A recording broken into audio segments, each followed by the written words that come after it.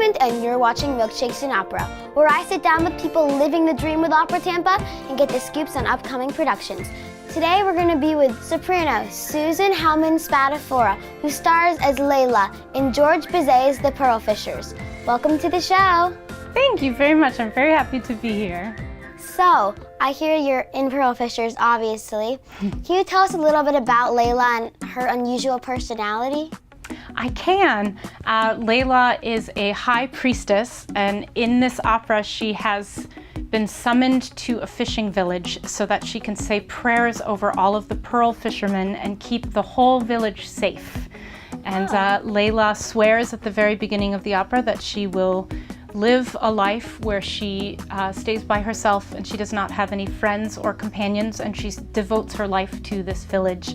And she doesn't keep true to this promise for very long, we find out. What language is it spoken in?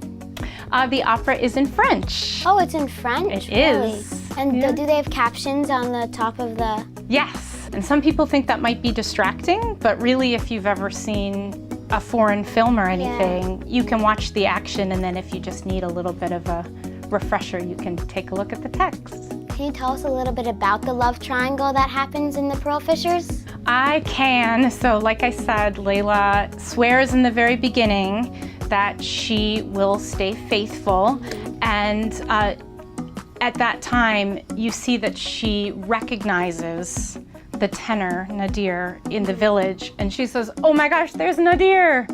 But then she still says, no, I've got this, I'm going to be faithful, everything is going to be great. And it just so happens that Zorga, who also is in love with Layla, and the two of them used to be friends, but then they had a falling out over this very same woman. And so once she recognizes Nadir and he recognizes her, things get very complicated. Can you tell us a little bit about the performers in the love triangle and what to expect in the show? Both the Nadir and the Zorga are tremendous performers, and we've been rehearsing for about a week together, and Eve Summer, the director, is amazing. She's really helping us sort of get into the characters and figure out the complicated relationships between both the two gentlemen who have been friends for years and years, and also this woman and her relationship with both of them. And I think that people are in for a real treat. The other performers in this are just amazing, and I'm really very grateful to be working with them. So excited to see the show. I'm excited for you to see the show too.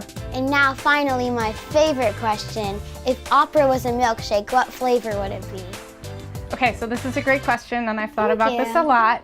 This actually looks like it might be the right thing. So I'm a malt girl. Does that count as a milkshake if you put malt powder in it? Of course. I like just a straight up vanilla malt. I think that it's this, well, so Layla, she's this pure and beautiful character. I like my operatic characters to be very pure of heart, and it's a classic flavor. It's kind of the perfect flavor, but it also has to have sprinkles because there's a lot of stuff going on. And of course it has to have whipped cream because opera's delicious, and so are milkshakes, and maybe a cherry on top and some wafers because there's something for everybody.